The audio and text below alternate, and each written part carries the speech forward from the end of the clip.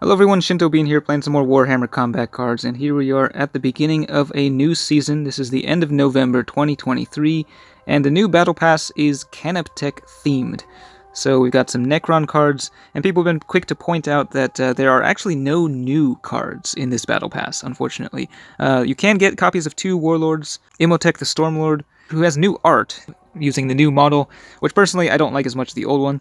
And there's also the Psychomancer. You can get copies of him, as well as Oricon the Diviner and some other of the older Necron cards. So really not that great in terms of the card rewards, but the cosmetics, I will say, look pretty amazing with all that Scarab-themed stuff.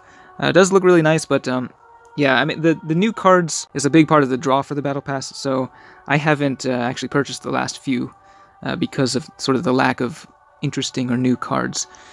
But with this Battle Pass, of course, come balance changes. So unsurprisingly, it's the Necrons that are getting a bunch of buffs this time around. Before diving into the balance changes as described in the developer blog here, one change that occurred about a week ago was actually to Inquisitor Greyfax. She got a pretty big nerf. This, of course, is a warlord that was pretty vastly overpowered for a long time, especially with the new 400-point game modes. Greyfax is just unstoppable. So they nerfed her special rules so that now it is entirely percentage based. It used to be that for every 5 unused deck points, your cards could get a buff to their stats, but now it's for every 5% of unused deck points. So it scales no matter how many points the game mode is, up to a maximum of 75%. So if you want that maximum boost, you'll have to have a very low point deck. If your max deck points are 200, you would only be able to use 50 points in your entire deck, and Greyfax herself takes up 43 points, so I mean, you can see right there. It's very difficult to achieve that, 75% boost. I think she's still pretty strong, though. I haven't played her very much since the changes, but that is something to be aware of. But anyway, let's take a look at the balance changes hitting the Necrons. And you'll notice on the Necron page here, we actually have the Silent King now visible in the collection. So this guy, he's not available yet, but he will be coming out. Previously, we've only been able to play as him in special campaigns, but he will become a collectible card. That is the back of the card right there. And yeah, 110 points, a very expensive warlord. He's got Inspiring Presence and Regeneration for his traits. His special rule gives you an extra bonus at the end of your turns, depending on the ready type of your cards in play, and then he also has a special bodyguard that he summons the first time he would take damage. So very strong both in terms of melee and ranged, and just a whole lot of health. Of course, it will be more difficult to use him, I think, outside of the Apocalypse game mode, but that'll be quite interesting to see. Also, just taking a look at, here's the new art for Imhotep the Stormlord. But yes, balance changes. Let's get to it. So the Plasma Sight Reanimator. This is a cheap little Medicaid card. Very useful at only 4 points. The thing just got a 10 more health.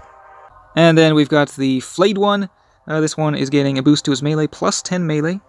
And then we got the Deathmark Assassin. This one's getting plus 8 ranged. So a pretty significant boost to a lot of these cards, I will say up front. Like, these guys are getting much, much stronger. The Tomb Blade. This one sort of comboed with, the guys that benefit from redding, like the Corpse Lord and Imhotep. This card had very weak stats for a long time, but it's getting plus 15 to its ranged attack, so hits quite a bit harder. It also has ranged scout, so even more damage on deployment.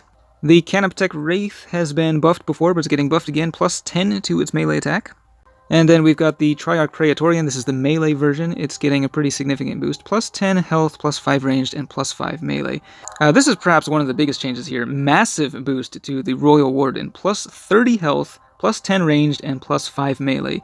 I do know that this one did have noticeably low health before, so much more tanky, much more powerful. And I have mine at level 9, so he's unlocked his secondary trait as well, so quite a bit stronger now. Then we've got Oricon the Diviner. You will notice that he has new art as well, the new model. And he's getting plus 20 health and plus 10 melee, so hitting quite hard. Like at level 9, 81 melee for a 23-point card. That's pretty crazy. Plus, and over 200 health as well. Plus Medicaid and Regeneration. This is actually kind of crazy. We got the Locust Heavy Destroyer. This one also got a bit of a buff before, but it's getting buffed again. Plus 25 health, making it quite a bit tankier as it looks like it should be, considering the size of that model. The Scorpek Destroyer, another Berserker, getting a pretty sizable chunk of health, 25 more wounds on this one. Illuminor Xeris, another named character. This guy's getting plus 10 ranged and plus 10 melee, so hitting quite a bit harder than before. And that is it for the balance changes for Necrons. I guess I'll just go ahead and show you some of the new cards that will be coming out, because there's some cool ones. We've got a Ghost Arc here, so this is a sort of mid-range card with Taunt. We're seeing a lot more of these, I think, recently. Those are the stats at max level. Then we've got yet another Medicae unit. Necrons are getting quite a few of these guys, so this is the Reanimator. So only has ranged attack, but yeah, a little bit expensive though for what it does. Then we got Canoptek the Shrouded. This is a Translocation Shroud Overlord, an epic, so he has Inspiring Presence, and then his secondary is Outflank, and he's got a pretty big melee attack as well, so very cool looking new model there. And quite a bit of health, although his blade is kind of covering that. At max level he has 244 health. And then we got this creepy looking Tomb Sentinel, rare card with Barrage. Decent melee attack as well once it hits max level, fairly tanky. And then finally we got a new Lord of War. This must be a Forge World model, but this is like a very interesting looking construct. It has a massive ranged attack, 92 points, so very expensive, but a huge amount of health and fear and regeneration, making it pretty much indestructible, I think, at max level. So definitely will be a useful one to have in the 400-point game modes. So yeah, Necron's definitely getting the most love in this Battle Pass. But let's move on to the other factions, taking a look at Eldari. They actually don't have any balance changes at all, but one new card that will be coming out is the Harlequin Starweaver. It's 21 points, has a decent ranged attack, and it has Taunt, and quite a bit of health. So this one actually is very similar to one that's already in the game, which is the Drukhari Raider. Moving on to Tau, I feel like this guy just gets buffed like every single season. He's getting 10 more health here. Still not a very useful card, I don't think, but only 10 points. He is actually quite tanky. And I think there's one new card here, the kind of goofy looking Tau Tetris. So this is yet another target acquired card for Tau. They have so many now. This must be like number 7 or 8, I think. But yeah, just 12 points, so fairly cheap card there. For Servants of the Emperor, we've got the Right Hand of Creed. He's getting just a small boost to his attack stats, plus 5 ranged and plus 5 melee. And a much more significant buff to Gregor Eisenhorn. Yeah, this guy didn't get any sort of buff after they reworked, the way legendaries work, and, well, actually the whole leveling system where cards can get extra stats with the Omni levels at max level. So Gregor Eisenhorn, of course, he is at max level at level 1, unique in that way. Now he's just getting a big all-around boost to all of his stats, so plus 30 health and plus 14 to all 3 attack types, making him hit quite a bit harder. So actually usable again, I think. And as for new cards, if you look in the collection, there is a Cadian Manticore. So only 36 points for a pretty nice barrage attack. It is a common card, so I'm hoping this one gets released as a mission reward. It'll be a nice artillery piece to have in the collection. Moving on to Space Marines, just a slight buffs to less popular cards. We got the Thunderwolf Cavalry getting plus 20 health, and then the Dark Angel's Inceptor is getting plus 10 health.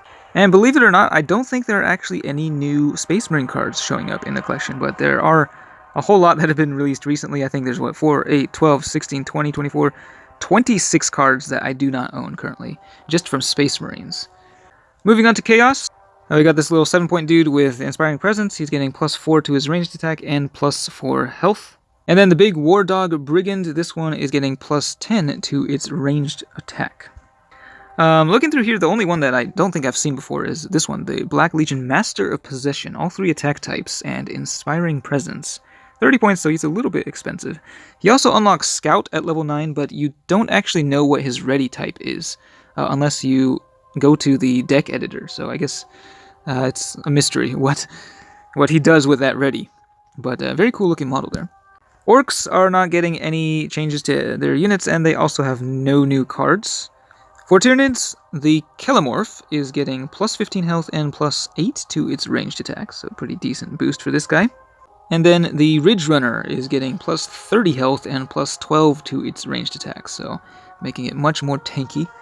And it doesn't look like any new cards are coming to Tyranids, but they have gotten a lot of new cards recently, so yeah, 78 cards in total now for Tyranids. And then finally, Leagues of Votann are not getting any balance changes or new cards in the near future. So that's it for this balance pass. Again, Necrons are getting the biggest buffs. The change to Eisenhorn is pretty big, and also the nerf to Greyfax is pretty important as well. Let me know what you think of these changes, and which of the new cards you're most looking forward to. But that's it for this one. Thanks for watching, and I will see you next time.